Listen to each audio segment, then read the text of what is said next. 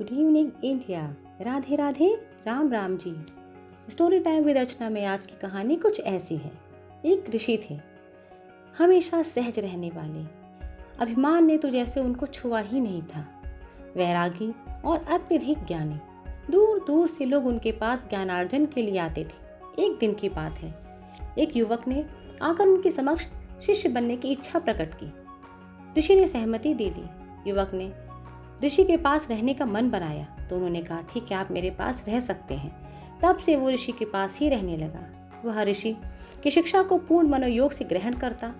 एक दिन की बात है कि ऋषिवर ने कहा, जाओ वत्स, तुम्हारी शिक्षा पूर्ण हुई, अब तुम इसका उपयोग दूसरों के जीवन को बेहतर बनाने के लिए करो।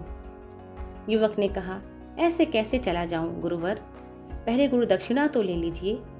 आप मुझे बताइए कि आपको गुरु दक्षिणा में क्या चाहिए। ऋषिवर बोले, यदि तुम गुरु दक्षिणा देना ही चाहते हो तो वह चीज लेकर आओ जो बिल्कुल व्यर्थ हो, अन्यथा गुरु दक्षिणा मत देना। युवक ने उनकी बातें सुनी, समझी और वहां से दूर दूर तक व्यर्थ चीज ढूंढने के लिए निकल गया।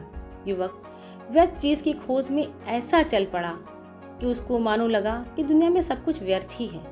उसने सोचा कि मिट्टी ही सबसे व्यर्थ हो सकती है। यह सोचकर उसने मिट्टी लेने के लिए हाथ बढ़ाया तो वह बोल उठी, तुम मुझे व्यर्थ समझते हो, अज्ञानी कहीं के।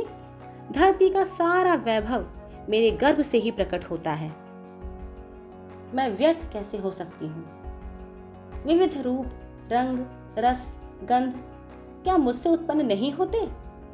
युवक ने ये बात सुन के समझा कि हाँ, मिट्टी व्यर्थ नहीं है। युवक आगे बढ़ा तो उसे गंदगी का ढेर दिखाई दिया।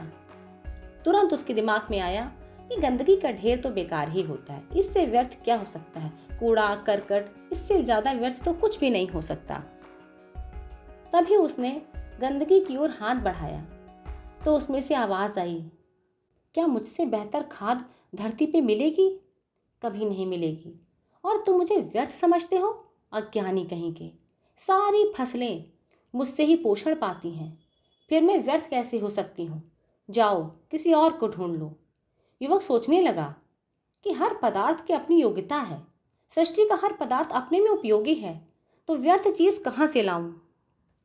व्यर्थ और तुच्छ तो वह है जो दूसरों को व्यर्थ व तुच्छ समझता है, और वह है अहंकार।